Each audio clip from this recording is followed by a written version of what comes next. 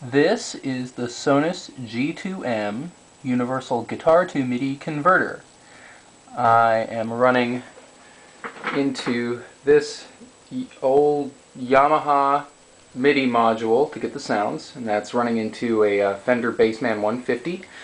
The guitar I'm using is this Hamer Daytona. It's a Stratocaster copy. They're right, it really does help to use the tone control all the way down and to use the bridge pickup. So here's a sound. I'm using a cello sound right now.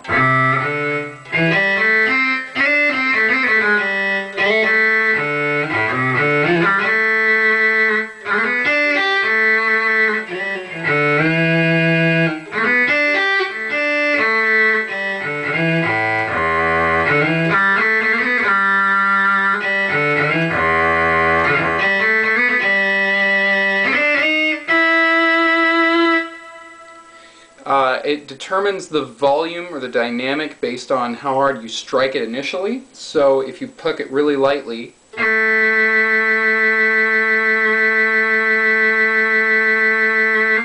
and it'll sustain until it loses the tracking of the pitch. And if I pluck it really hard, then it'll stay really loud throughout the pitch.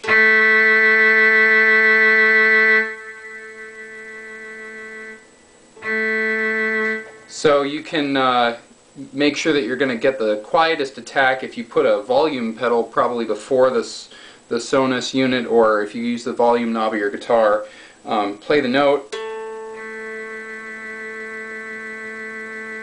and then turn the volume up on the knob, and as soon as it detects the pitch, it'll start playing it at the soft volume. So if I switch it to a more articulate sound, you can really hear the latency, which really isn't too bad. I can certainly get used to it.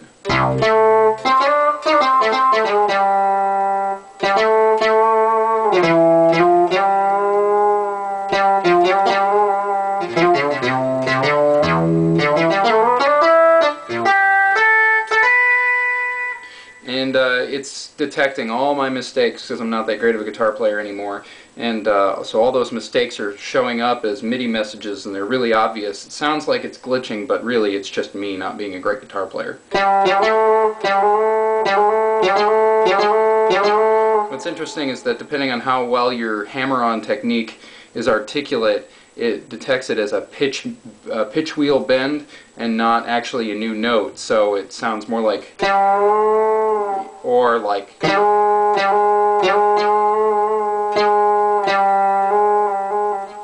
instead of re-articulating the note, you know. So next part of this review will be using this with my bassoon pickup to see how well that works.